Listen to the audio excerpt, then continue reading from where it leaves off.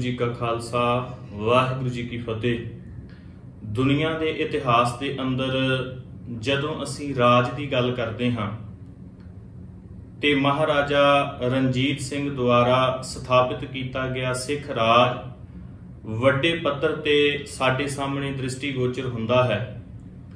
अज असी उसे ही राज नूं बनन दी प्रक्रिया दे विच जो भी योगदान महाराजा रणजीत सिंह तो पहला बाबा बंदा सिंह बहादुर द्वारा जां 18वीं सदी दे विच जिन्हां भी शहीदा ਸਿੰਘਣੀਆਂ ने अपनी जान की परवाह ना कीतियां होया शहीदियां दे के सिख राज नूं स्थापित करन दे विच अपना योगदान पाया। उन्हां दे बारे असीं एक लड़ी आरंभ करन जा रहे हाँ। विशेष तौर ते जो बापू सोहन सिंह शीतल जी हुणां वल्लों लिखी गई किताब सिख राज किवें बनिया उस दे आधार ते ही असी कुछ भाग लैके एक सीरीज नूं आरंभ करन जा रहे हाँ, जिस दे विच असी आरंभ तो लैके सिख राज दे बनन तक दे जो सारा इतिहास है वो आप जी दे नाल साझा करांगे। असल दे विच एक राज दे लई विद्वान कहते ने कि 4 चीज़ां बड़ियां लाजमी हुंदियां ने। एक ते उस धर्म का ग्रंथ होना चाहिए, दूसरा उस धर्म का एक धार्मिक आगू होना चाहिए, तीसरा उस धर्म का एक धर्म मंदिर होना चाहिए, ते चौथी चीज है उस धर्म के अनुयायियों की एक सांझी गोलक होनी चाहिए है, एक सांझा खजाना होना चाहिए।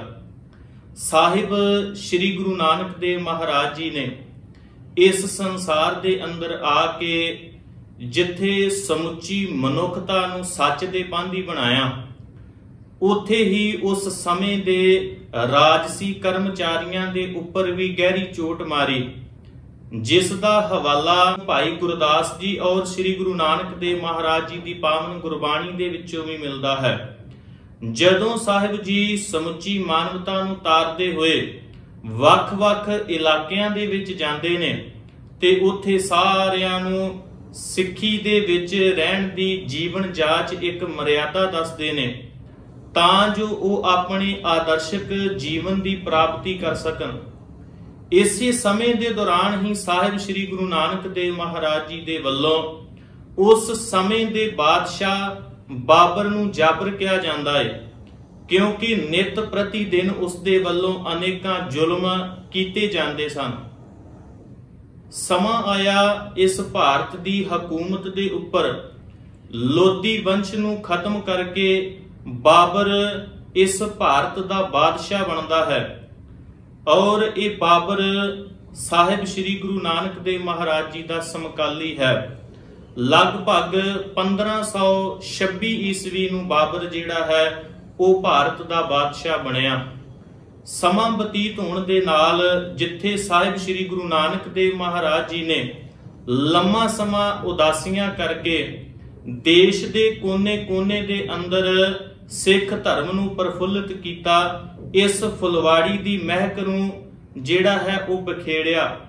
उस दे नाल ही साहिब श्री गुरु नानक देव महाराज जी तो बाद उन्हां दी जोत जिहड़े 10 जामियां दे विच वरती, उन्हां जामियां दे विच भी गुरु नानक साहिब दी जोत ने सिੱਖੀ नूं प्रफुल्लित करन दे विच अनेकां यतन कीते।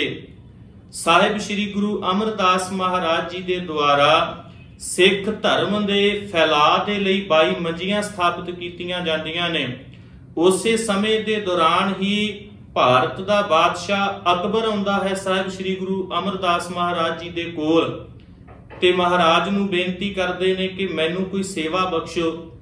ते उस समय गुरु अमरदास महाराज जी ने जो किसानां दा मालिया सी वो उन्हां दे कोलों माफ करवा दिता। समा बतीत होया, अज धर्म मंदिर की स्थापना हो रही है। साहिब श्री गुरु रामदास महाराज जी दे द्वारा अमृतसर विखे जो अमृत सरोवर खुदवाया गया, साहिब श्री गुरु अर्जन देव महाराज जी का समा आया उस सरोवर के अंदर जो सिखां दा एक केंद्र बन जा रहा सी। हरमंदर साहिब की स्थापना की गई। उस दे अंदर साहिब श्री गुरु ग्रंथ साहिब महाराज जी का पहला प्रकाश होया 1604 ईस्वी दे विच। और जहांगीर ज्यों ही भारत का बादशाह बनया ते भारत दे अंदर एक वखरा धर्म फैलदा होया उसदे कोलों जरिया ना गया, क्योंकि जिथे अकबर सारे धर्मां दा सत्कार करन वाला सी, उथे जहांगीर दे अंदर ये बिरती नहीं सी। उसने 1606 ईस्वी नूं साहिब श्री गुरु अर्जन देव महाराज जी नूं लाहौर विखे शहीद करवा दिता।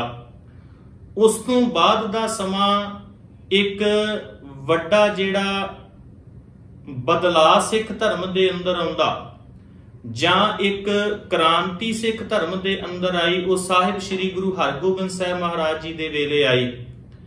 जदों मीरी पीरी दे मालक सतगुरु जी ने वड्डे पद्धर ते यह ऐलान कर दिता कि जिथे भारत दे बादशाह कहंदे ने कि तुसी उच्चे तख्तां ते नहीं बैठ सकदे, तुसी फौज नहीं रख सकदे, जां तुसी तलवारां नहीं धारण कर सकदे, अज असी गुरु नानक दी जोत दे वारस बन के अज असी तख्त भी बनावांगे, फौजां भी रखांगे, घोड़ियां दे उपर घोड़ सवारियां भी करांगे, चंगे चंगे शस्त्र भी रखांगे।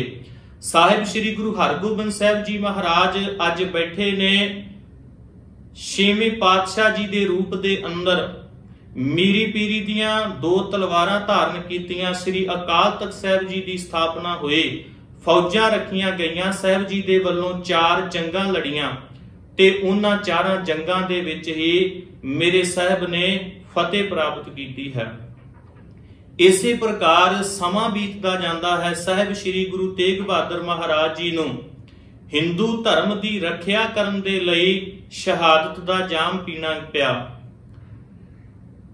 श्री गुरु गोबिंद सिंह महाराज जी दे वेले तक औरंगजेब दे द्वारा कीते गए हुए जुल्म जेड़े ने उन्हां दा पद्धर बहुत ज्यादा वध गया सी, क्योंकि वो इक्को टीचे नूं लैके चलिया कि मैं भारत दे अंदर केवल मुगल हकूमत नूं कायम करना है।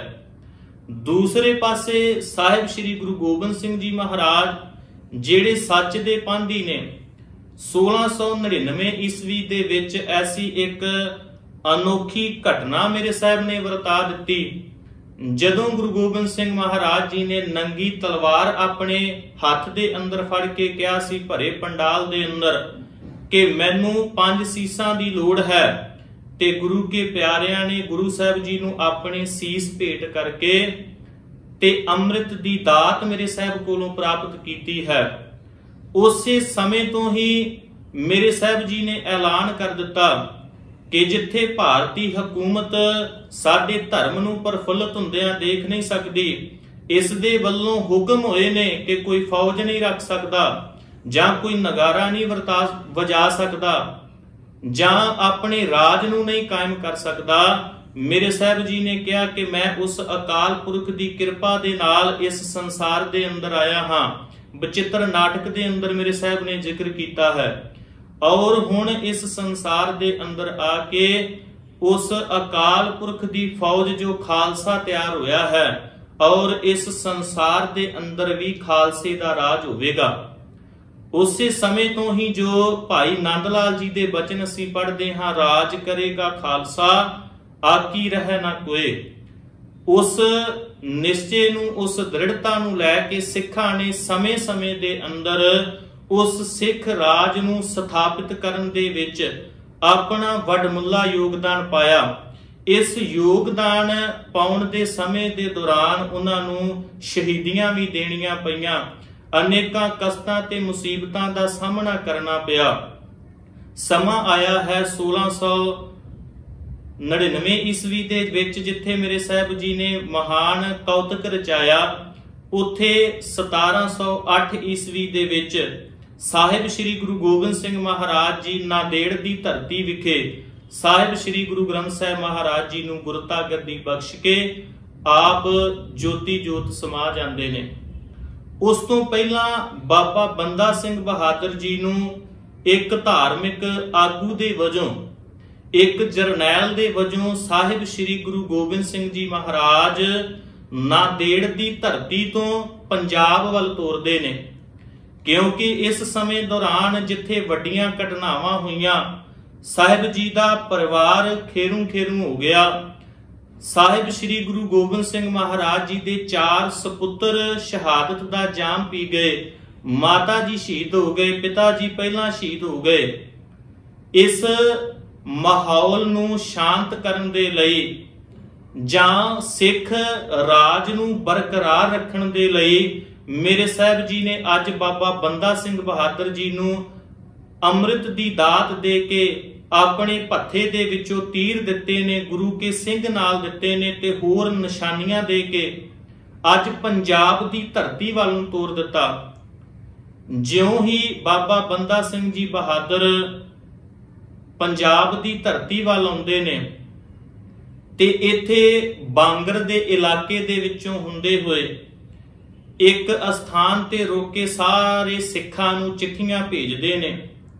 ਮਾਲਵੇ, ਮਾਝੇ ਤੇ ਦੁਆਬੇ ਦੇ ਇਲਾਕੇ ਦੇ ਸਿੰਘਾਂ ਨੂੰ ਬਾਬਾ ਬੰਦਾ ਸਿੰਘ ਜੀ ਦੇ ਵੱਲੋਂ ਚਿੱਠੀਆਂ ਭੇਜੀਆਂ ਗਈਆਂ ਕਿ ਗੁਰੂ ਗੋਬਿੰਦ ਸਿੰਘ ਮਹਾਰਾਜ ਜੀ ਦਾ ਆ ਹੁਕਮ ਹੈ, ਜਦੋਂ ਹੀ ਤੁਸੀਂ ਇਸ ਹੁਕਮ ਨੂੰ ਪੜ੍ਹਦੇ ਹੋ ਉਸੇ ਵੇਲੇ ਹੀ ਸਾਹਿਬ ਗੁਰੂ ਗੋਬਿੰਦ ਸਿੰਘ ਮਹਾਰਾਜ ਜੀ ਦੀ ਆਗਿਆ ਨੂੰ ਮੰਨਦਿਆਂ ਹੋਇਆਂ ਇਸ ਧਰਮ ਯੁੱਧ ਦੇ ਅੰਦਰ ਆ ਕੇ ਡਟਣ ਦੀ ਕਿਰਪਾਲਤਾ ਕਰੋ। ਇਸੇ ਕਰਕੇ ਜਿਉਂ-ਜਿਉਂ ਸਿੰਘਾਂ ਨੂੰ ਜਿਹੜੇ ਵੀ ਇਲਾਕੇ ਦੇ ਵਿੱਚ ਸਿੰਘ ਉਦੋਂ ਸਨ, ਭਾਵੇਂ ਉਹ ਮਾਝੇ ਦਾ ਇਲਾਕਾ ਸੀ, ਭਾਵੇਂ ਮਾਲਵੇ ਦਾ ਤੇ ਭਾਵੇਂ ਦੁਆਬੇ ਦਾ ਸੀ, ਸਾਰੇ ਇਲਾਕਿਆਂ ਦੇ ਵਿੱਚੋਂ ਸਿੰਘ ਬਾਬਾ ਬੰਦਾ ਸਿੰਘ ਬਹਾਦਰ ਜੀ ਦੇ ਨਾਲ ਧਰਮ ਯੁੱਧ ਦੇ ਅੰਦਰ ਆਪਣਾ ਸਾਥ ਦੇਣ ਦੇ ਲਈ ਚੱਲ ਪਏ ਨੇ। ਬਾਬਾ ਬੰਦਾ ਸਿੰਘ ਜੀ ਦੇ ਦੁਆਰਾ ਸਰਹੰਦ ਨੂੰ ਫਤਿਹ ਕੀਤਾ ਜਾਂਦਾ ਹੈ, ਕੈਥਲ ਨੂੰ ਫਤਿਹ ਕੀਤਾ ਜਾਂਦਾ ਹੈ, ਸਢੌਰੇ ਦੇ ਜ਼ਾਲਮਾਂ ਨੂੰ ਸੋਧਾ ਲਾਇਆ ਜਾਂਦਾ ਹੈ, ਕਿਉਂਕਿ ਸ਼ਾਸਲ ਬੇਗ ਤੇ ਬਾਸ਼ਲ ਬੇਗ ਗੁਰੂ ਤੇਗ ਬਹਾਦਰ ਮਹਾਰਾਜ ਜੀ ਨੂੰ ਸ਼ਹੀਦ ਕਰਨ ਵਾਲਾ ਜਲਾਲੂਦੀਨ ਵੀ ਸਢੌਰੇ ਦਾ ਰਹਿਣ ਵਾਲਾ ਸੀ। ਇਸ ਕਰਕੇ ਇਸ ਸਢੌਰੇ ਦੇ ਜ਼ਾਲਮਾਂ ਨੂੰ ਸੋਧਾ ਲਾ ਕੇ ਬਾਅਦ ਦੇ ਵਿੱਚ 1710 ਈਸਵੀ ਨੂੰ ਸਰਹੰਦ ਨੂੰ ਫਤਿਹ ਕੀਤਾ ਜਾਂਦਾ ਹੈ ਤੇ ਸਾਡੇ ਇਤਿਹਾਸਕਾਰ ਲਿਖਦੇ ਨੇ ਕਿ 1710 ਈਸਵੀ ਦੇ ਵਿੱਚ ਜਦੋਂ ਬਾਬਾ ਬੰਦਾ ਸਿੰਘ ਬਹਾਦਰ ਦੇ ਵੱਲੋਂ ਸਰਹੰਦ ਨੂੰ ਫਤਿਹ ਕੀਤਾ ਗਿਆ, ਉਸੇ ਦਿਨ ਹੀ ਸਿੱਖ ਰਾਜ ਦੀ ਸਥਾਪਤੀ ਹੋ ਗਈ ਸੀ। ਉਸ ਤੋਂ ਬਾਅਦ 1710 ਈਸਵੀ ਤੋਂ ਲੈ ਕੇ 1716 ਈਸਵੀ ਦਾ ਸਮਾਂ ਵੀ ਬੜਾ ਭਿਆਨਕ ਸੀ, ਪਰ ਸਿੱਖਾਂ ਨੇ ਆਪਣੇ ਜੋਸ਼ ਤੇ ਆਪਣੇ ਜਜ਼ਬੇ ਨੂੰ ਉਸੇ ਤਰ੍ਹਾਂ ਬਰਕਰਾਰ ਰੱਖਦਿਆਂ ਹੋਇਆਂ ਅਨੇਕਾਂ ਮੱਲਾਂ ਮਾਰੀਆਂ, ਐਸੀਆਂ ਧਾਕਾਂ ਜਮਾਈਆਂ ਕਿ ਸਿੱਖਾਂ ਦਾ ਨਾਮ ਜਿਹੜਾ ਸੀ ਉਹ ਦੂਰ ਦੂਰ ਤੱਕ ਫੈਲਣ ਲੱਗ ਗਿਆ। ਬਾਬਾ ਬੰਦਾ ਸਿੰਘ ਜੀ ਨੇ ਜਿੱਥੇ ਸਰਹੰਦ ਦੇ ਵਿੱਚ ਆਪਣਾ ਰਾਜ ਕਾਇਮ ਕੀਤਾ, ਉਸ ਦੇ ਨਾਲ ਨਾਲ ਇੱਕ ਫੌਜ ਤਿਆਰ ਕੀਤੀ ਗਈ, ਮੋਹਰ ਤਿਆਰ ਹੋਈ, ਇੱਕ ਝੰਡਾ ਕੇਸਰੀ ਜਿਹੜਾ ਪਹਿਲਾਂ ਤੋਂ ਹੀ ਸਾਹਿਬ ਸ੍ਰੀ ਗੁਰੂ ਗੋਬਿੰਦ ਸਿੰਘ ਮਹਾਰਾਜ ਜੀ ਦੇ ਵੱਲੋਂ ਬਖਸ਼ਿਆ ਗਿਆ ਸੀ, ਇਹ ਨਿਸ਼ਾਨੀਆਂ ਨੂੰ ਕਾਇਮ ਕੀਤਾ ਗਿਆ, ਮੋਹਰਾਂ ਤਿਆਰ ਕੀਤੀਆਂ ਗਈਆਂ ਨੇ, ਸਿੱਕੇ ਤਿਆਰ ਕੀਤੇ ਗਏ ਨੇ ਗੁਰੂ ਨਾਨਕ ਸਾਹਿਬ ਜੀ ਦੇ ਨਾਮ ਤੇ। ਇਹ ਜਿਹੜਾ ਸਾਰਾ ਵਰਤਾਰਾ ਵਾਪਰਿਆ, ਇਸ ਸਮੇਂ ਦੇ ਵਿੱਚ ਹੀ ਬਾਬਾ ਬੰਦਾ ਸਿੰਘ ਜੀ ਦੇ ਬਹਾਦਰ ਵੱਲੋਂ ਪਹਿਲਾ ਸਿੱਖ ਰਾਜ ਸਥਾਪਿਤ ਕਰ ਦਿੱਤਾ ਗਿਆ ਸੀ। ਔਰ 1716 ਈਸਵੀ ਦੇ ਵਿੱਚ ਗੁਰਦਾਸ ਨੰਗਲ ਦੀ ਗਲੀ ਦੇ ਵਿੱਚ ਬਾਬਾ ਬੰਦਾ ਸਿੰਘ ਬਹਾਦਰ ਜੀ ਨੂੰ ਸ਼ਾਹੀ ਫੌਜਾਂ ਦੇ ਵੱਲੋਂ ਘੇਰਾ ਪਾ ਕੇ ਗ੍ਰਿਫਤਾਰ ਕਰ ਲਿਆ ਜਾਂਦਾ ਹੈ। ਉੱਥੇ ਹੀ ਬਾਅਦ ਦੇ ਵਿੱਚ ਦਿੱਲੀ ਵਿਖੇ ਲਗਭਗ 700 ਸਿੱਖਾਂ ਨੂੰ ਨਾਲ ਲਿਜਾਇਆ ਜਾਂਦਾ ਹੈ, ਇੱਕ ਜਲੂਸ ਦੇ ਰੂਪ ਦੇ ਵਿੱਚ 100 ਸਿੰਘਾਂ ਨੂੰ ਇੱਕ ਦਿਨ ਕਰਕੇ ਸ਼ਹੀਦ ਕੀਤਾ ਜਾਂਦਾ ਹੈ। ਇੱਕ ਹਫ਼ਤੇ ਦੇ ਦੌਰਾਨ ਇਹ 700 ਸਿੰਘਾਂ ਦੀਆਂ ਸ਼ਹਾਦਤਾਂ ਹੁੰਦੀਆਂ ਨੇ। ਉਸ ਤੋਂ ਬਾਅਦ ਬਾਬਾ ਬੰਦਾ ਸਿੰਘ ਜੀ ਤੇ ਬਹਾਦਰ ਦੇ ਛੋਟਾ ਪੁੱਤਰ ਬਾਬਾ ਅਜੈ ਸਿੰਘ ਜੀ ਤੇ ਬਾਬਾ ਬੰਦਾ ਸਿੰਘ ਜੀ ਨੂੰ ਅਨੇਕਾਂ ਤਸੀਹੇ ਦੇ ਕੇ ਸ਼ਹੀਦ ਕਰ ਦਿੱਤਾ ਜਾਂਦਾ ਹੈ। ਜਿੱਥੇ 1716 ਈਸਵੀ ਦੇ ਵਿੱਚ ਬਾਬਾ ਬੰਦਾ ਸਿੰਘ ਜੀ ਦੇ ਸਮੇਂ ਦੇ ਦੌਰਾਨ ਇਹ ਘਟਨਾਵਾਂ ਘਟੀਆਂ, ਉੱਥੇ ਦੂਸਰੇ ਪਾਸੇ ਜਦੋਂ ਅਸੀਂ ਮੁਗਲ ਘਰਾਣੇ ਦੇ ਅੰਦਰ ਦੇਖਦੇ ਹਾਂ ਤੇ ਉਹਨਾਂ ਦੇ ਅੰਦਰ ਵੀ ਬਹਾਦਰ ਸ਼ਾਹ ਦਾ ਜਿੱਥੇ ਗੁਰੂ ਗੋਬਿੰਦ ਸਿੰਘ ਜੀ ਮਹਾਰਾਜ ਦੇ ਨਾਲ ਚੰਗਾ ਮੇਲ ਮਿਲਾਪ ਹੋ ਗਿਆ ਸੀ, ਪਰ ਜਿਉਂ ਹੀ ਲਾਹੌਰ ਵਿਖੇ ਉਹ ਚੜ੍ਹਾਈ ਕਰ ਜਾਂਦਾ ਏ ਤੇ ਉਸ ਦਾ ਪੁੱਤਰ ਜਹਾਂਦਾਰ ਖਾਂ ਆਪਣੇ ਤਿੰਨਾਂ ਭਰਾਵਾਂ ਦੇ ਨਾਲ ਗਦਾਰੀ ਕਰਕੇ ਆਪ ਰਾਜਗੱਦੀ ਤੇ ਬਿਰਾਜਮਾਨ ਹੋ ਜਾਂਦਾ। ਪਰ ਇਹ ਰਾਜਗੱਦੀ ਦਾ ਸੁੱਖ ਜਹਾਂਦਾਰ ਖਾਨ ਨੂੰ ਬਹੁਤਾ ਚਿਰ ਦੇਖਣ ਨੂੰ ਨਹੀਂ ਮਿਲਿਆ, ਜਾਂ ਬਹੁਤਾ ਚਿਰ ਇਸ ਸੁੱਖ ਨੂੰ ਉਸਨੇ ਮਾਣਿਆ ਨਹੀਂ, ਕਿਉਂਕਿ ਫਰਕਸ਼ੀਅਰ ਦੇ ਦੁਆਰਾ 1713 ਈਸਵੀ ਦੇ ਵਿੱਚ ਜਹਾਂਦਾਰ ਖਾਨ ਨੂੰ ਗੱਦੀ ਤੋਂ ਲਾ ਕੇ ਆਪ ਉਹ ਲਾਹੌਰ ਦਾ ਬਾਦਸ਼ਾਹ ਬਣ ਜਾਂਦਾ ਹੈ। ਜਿੱਥੇ ਉਹ ਭਾਰਤ ਦਾ ਬਾਦਸ਼ਾਹ ਬਣਿਆ, ਉੱਥੇ ਹੀ ਲਾਹੌਰ ਦਾ ਸੂਬੇਦਾਰ ਉਸਦੇ ਵੱਲੋਂ ਅਬਦੁਸਮਦ ਖਾਨ ਨੂੰ ਸੌਂਪ ਦਿੱਤਾ ਜਾਂਦਾ ਹੈ। ਸੂਬੇਦਾਰੀ ਦਾ ਖਿਤਾਬ ਅਬਦੁਸਮਦ ਖਾਨ ਨੂੰ ਸੌਂਪਿਆ ਗਿਆ। ਹੁਣ ਅਬਦੁਸਮਦ ਖਾਨ ਨੇ ਫਰਕਸ਼ੀਅਰ ਦੇ ਹੁਕਮਾਂ ਦੇ ਅਨੁਸਾਰ ਪੰਜਾਬ ਦੀ ਧਰਤੀ ਦੇ ਉੱਪਰ ਜ਼ੁਲਮਾਂ ਦੀ ਹਨੇਰੀ ਲਿਆ ਦਿੱਤੀ ਸੀ। ਇਸ ਬਾਬਾ ਬੰਦਾ ਸਿੰਘ ਬਹਾਦਰ ਜੀ ਦੀ ਸ਼ਹਾਦਤ ਤੋਂ ਬਾਅਦ ਜਿਹੜੀਆਂ ਵੀ ਘਟਨਾਵਾਂ 18ਵੀਂ ਈਸਵੀ ਦੇ ਵਿੱਚ ਵਾਪਰੀਆਂ, ਉਹਨਾਂ ਦਾ ਜ਼ਿਕਰ ਕਰਦਿਆਂ ਹੋਇਆਂ ਇੱਕ ਸੀਰੀਜ਼ ਦੇ ਦੁਆਰਾ ਪਹਿਲੇ ਦੂਜੇ ਭਾਗ ਦੇ ਦੁਆਰਾ ਅਸੀਂ ਸਿੱਖ ਰਾਜ ਕਿਵੇਂ ਬਣਿਆ ਉੱਥੋਂ ਤੱਕ ਪਹੁੰਚਣਾ ਹੈ। ਆਪ ਸੰਗਤ ਨੇ ਇਸੇ ਤਰ੍ਹਾਂ ਹੀ ਇਸ ਸੀਰੀਜ਼ ਦੇ ਨਾਲ ਜੁੜੇ ਰਹਿਣਾ ਹੈ, ਤਾਂ ਜੋ ਅਸੀਂ ਸਿੱਖ ਰਾਜ ਦੀ ਸਥਾਪਤੀ ਦੇ ਵਿੱਚ ਆਈਆਂ ਹੋਈਆਂ ਔਂਕੜਾਂ, ਸ਼ਹੀਦਾਂ ਦੇ ਵੱਲੋਂ ਦਿੱਤੀਆਂ ਹੋਈਆਂ ਸ਼ਹਾਦਤਾਂ ਦਾ ਪਤਾ ਲਗਾ ਸਕੀਏ, ਜਾਂ ਉਹਨਾਂ ਤੋਂ ਜਾਣੂ ਹੋ ਸਕੀਏ ਕਿ ਸਾਡਾ ਇਤਿਹਾਸ ਕਿੰਨਾ ਵਡਮੁੱਲਾ ਹੈ।